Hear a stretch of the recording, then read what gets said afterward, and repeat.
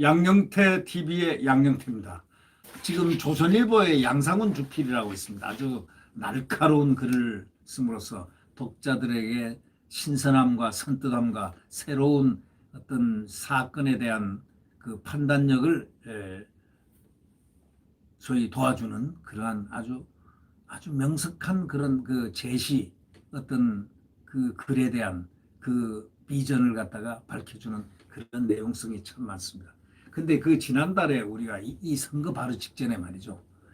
이 운동권들이 운동권 자칭 예우법을 만들어 가지고 자손들에게까지 무슨 20년 지불해 준다는 지불 갖다가 주거 뭐를 분할 뭐 상환을 해 준다느니 또 뭘 해 준다느니 뭐 의료니 뭐니 학비니 뭐니 해 가지고 아주 특권 계급화한 그런 운동권 예우법을 갖다가 73명이 여권 민주당 또는 그 옆에 위성 또는 이중대 삼중대라고 칭하는 그런 쬐그만 정당에 합쳐서 그 운동권 예우법을 발의까지 했다가 국민들이 아주 불쾌감을 감추지 못하는 그 여론들이 국민의 여론들이 표출되자 슬쩍 접었습니다. 또 선거가 목전에 있었기 때문에도 그렇습니다. 이 운동권 예우법이란 건 진짜 민주화 유공자는 누구겠습니까? 6.25 때 나라를 지킨 분들이 공산당 남침 때 나라를 못 지켰으면 운동권은커녕 민주주의도 싹도 없었을 것이라고 양상훈 주필은 얘기합니다. 이 글을 중심으로 한번 같이 공유를 하도록 해보겠습니다. 이거는 상당히 중요한 이 운동권의 의미를 파악하는데 중대한 자료가 될 수가 있다고 저는 생각합니다. 지난 선거 때 우리 국민들이 가장 놀랐던 일이 바로 민주당 의원 73명이 민주유공자 예우에 관한 법을 제정하겠다고 나선 그런 사건입니다. 깜짝 놀랐습니다. 저도 깜짝 놀라고 온 국민들이 깜짝 놀랐을 겁니다. 김상조 청와대 정책실장의 내로남불로 여론이 크게 악화된 바로 그 직후인데도 불구하고 이 운동권 셀프 특혜법까지 소식을 들으니까 국민들이 그 분노가 하늘을 치솟을 수밖에 없었죠. 이들이 마치 딴 세상에 사는 사람들처럼 보일 수밖에 없는 그런 정황이었습니다. 그 운동권 셀프 특혜법 소식까지 들으니까 이거 참 기가 막히고 객관성도 없을 뿐더러 기도 막히고 어떻게 해서 자녀들까지 이렇게 세습하는 운동권 세습법을 만들 수 있을까? 그들을 다시 한번 누구야 이거 73명이 하고 이렇게 쳐다보게 됐다는 그런 분들이 굉장히 많습니다. 운동권 사람들을 유공자로 지정하고 가족에까지 교육, 취업, 의료, 양육, 대부 지원까지 하는 그리고 주택까지 뭐 20년까지 뭐 할 수 있는 이런 이건 정말 있을 수 없는 일 아니었겠습니까? 아니 대한민국에 지금 민주화 운동을 안 한 그 당시에 70년대, 60년대, 70년대, 80년대 민주화 운동 안 한 사람이 누가 있습니까? 다 민주화로 연결돼 있죠. 6.25 때 만약에 이 1950년대 6.25 발발할 때 대한민국이 싸워서 6.25에 참전을 해서 만약에 전쟁이 미국의 참전으로 결국 우리가 승리했는데 그때 만약에 우리가 승리를 하지를 못했으면 6.25에 참전을 해서 승리를 못했으면 어떻게 됐을 뻔했습니까?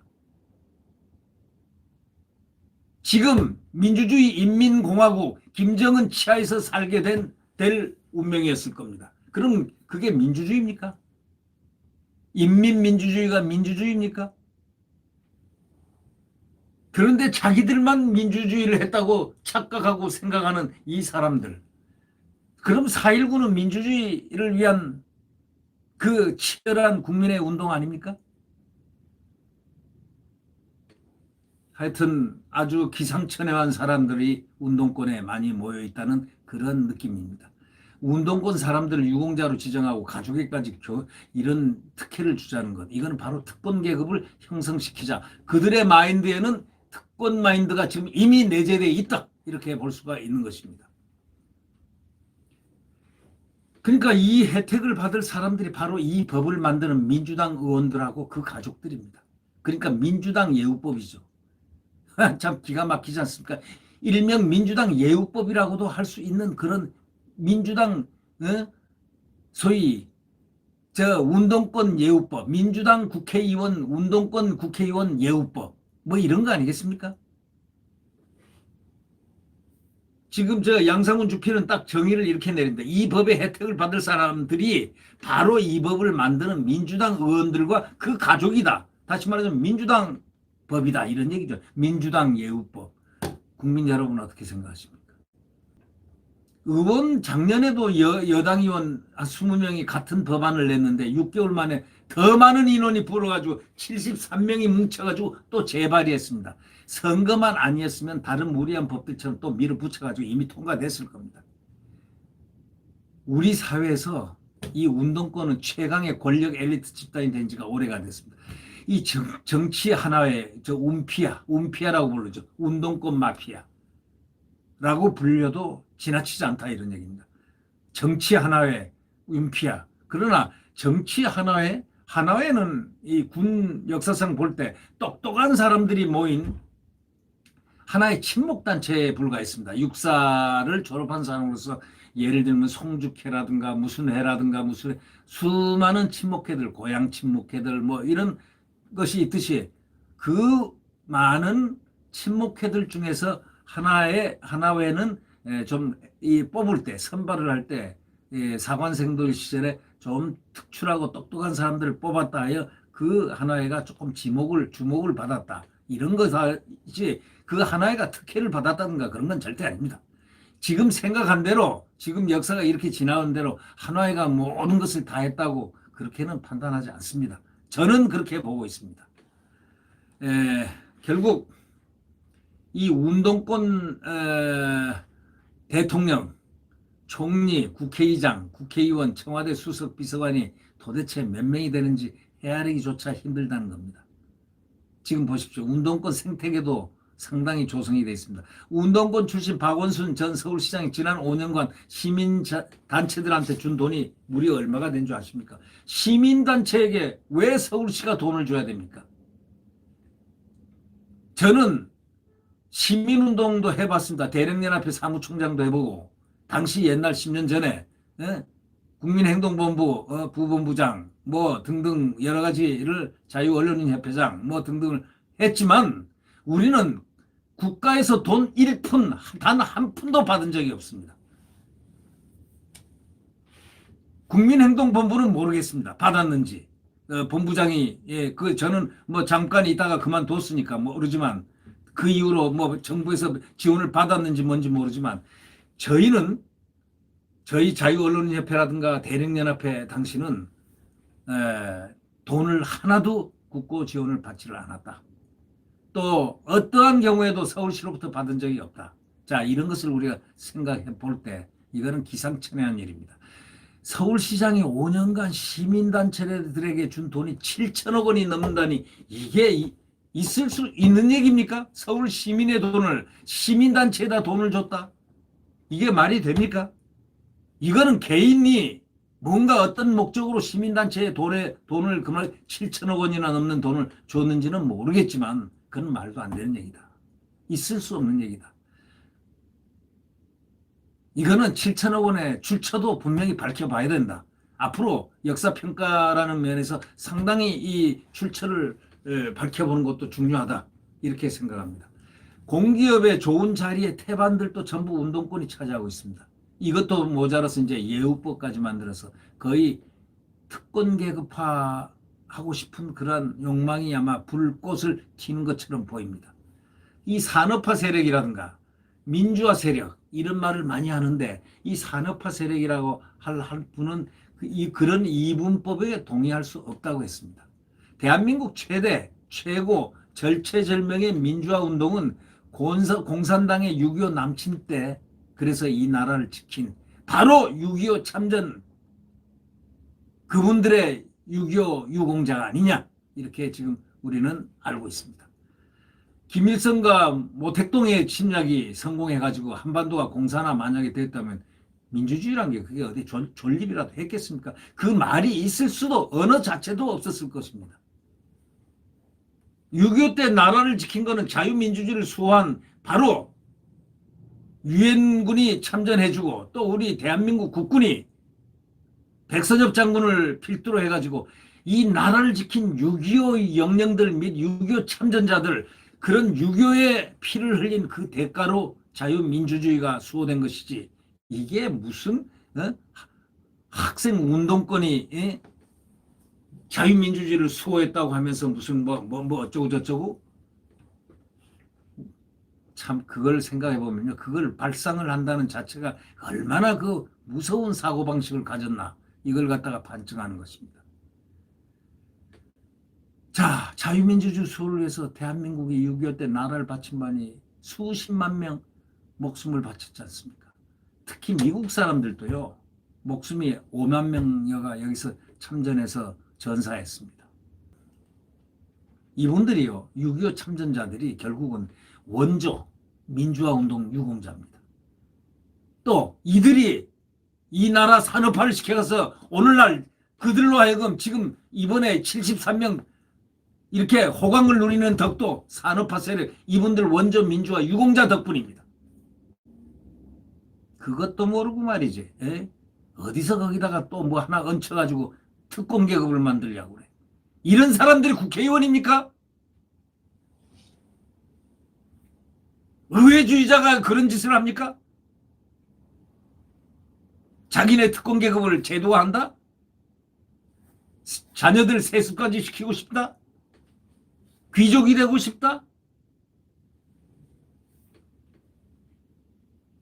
이승만 대통령이 서구 자유민주체제를 선택해가지고 대한민국을 건국하고 또 공산주의 전제체제에 맞서가지고 나라를 만약에 지키지 않았다면, 또 박정희 대통령이 한강의 기적을 일으키지 않았다면 지금 우리가 누리는 풍요라든가 자유, 그게 존재할 수 있었겠습니까? 그러한 기반에서 민주교육을 받고 중산층으로 성장한 시민들이 정치적 민주화를 완성을 해갔습니다.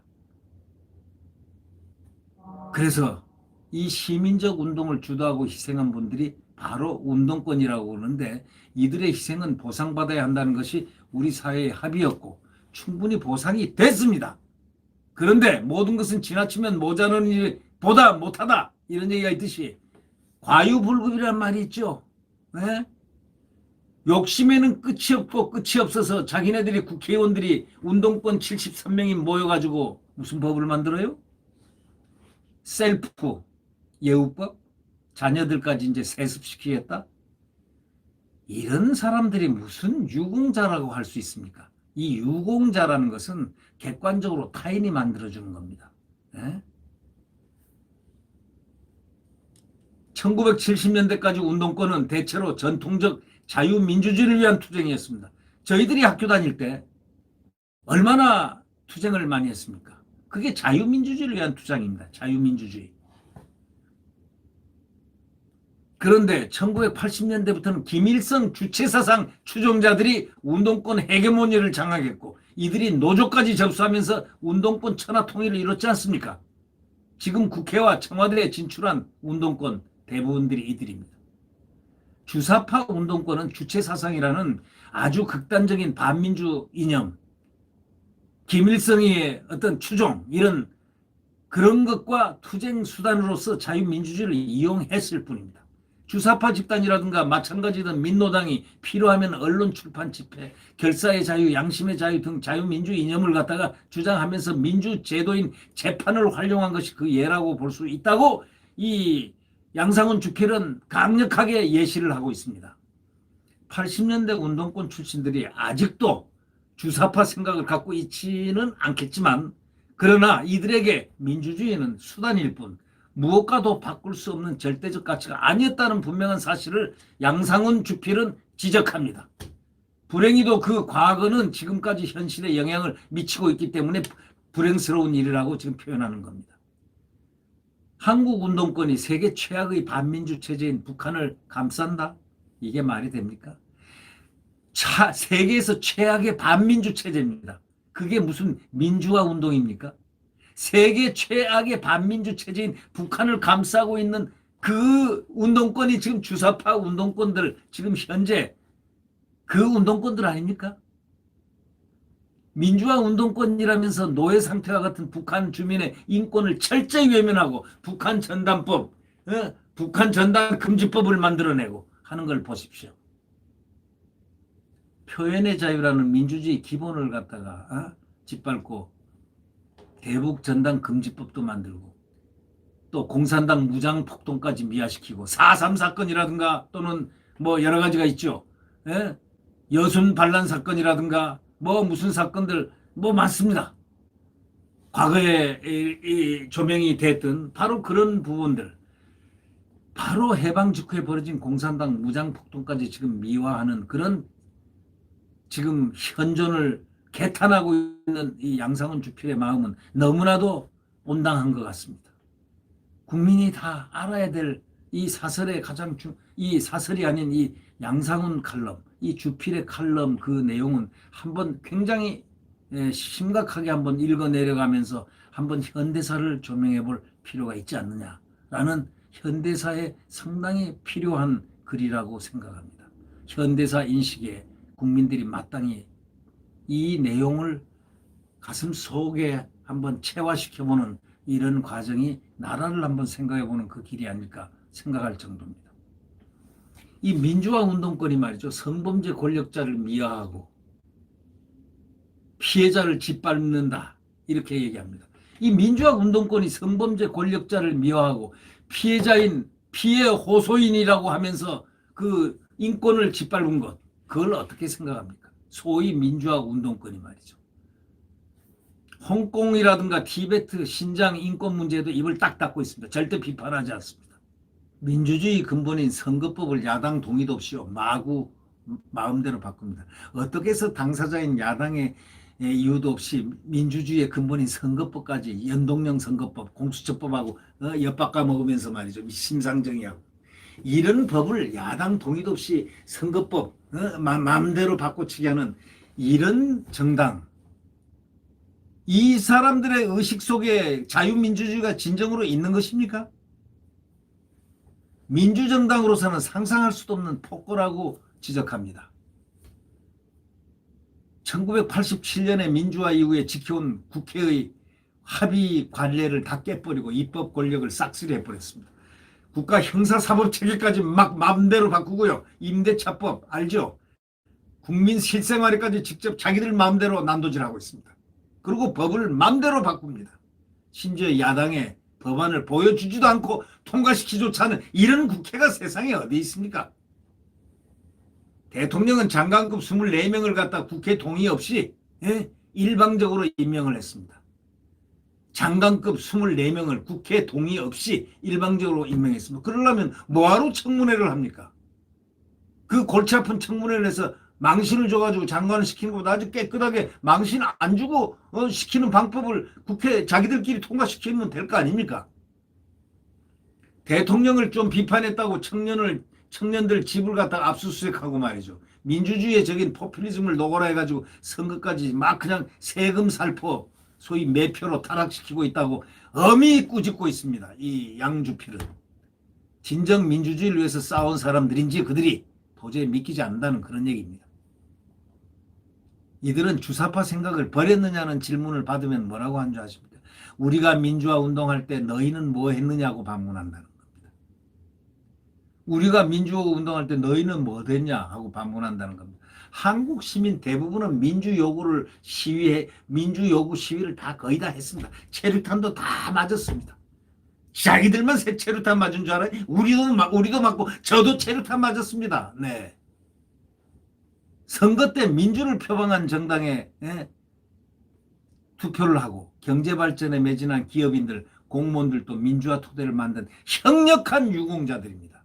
이 나라를 이만큼 잘 살게 만들므로써 민주화 의식을 발맞춰서 나가게끔 해준 바로 공무원들, 기업인들, 전부 다 경제발전에 매진한 기업인들 모두가 다 민주화 유공자입니다. 어떻게 자기들만 유공자를 아니 학생 다닐 때 앞에서 데모하고 공부 안 하고 나와서 했다고 그런 사람들만 뭐 민주화 유공자입니까? 민주화 운동은 그 누구의 전유물도 될 수가 없습니다. 운동권은 대한민국 민주주의가 어디에서부터 어떻게 왔는지 모두 무시하고 마치 자신들이 민주주의를 한국의 민주주의를 심어놓은 것처럼 홀로 창조한 듯이 그렇게 행동을 합니다. 이런 독선, 이런 과욕의 끝도 이제 곧 멀지 않을 겁니다.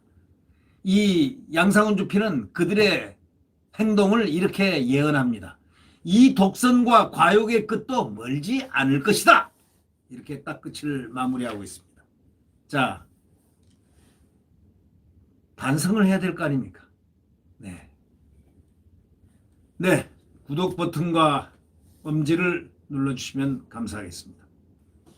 내일 대한민국의 태양은 다시 떠오릅니다. 자유 대한민국, 자유민주주의 시장경제가 뛰어노는 대한민국은 다시 태양처럼 떠오르고 있을 겁니다. 확신합니다. 네.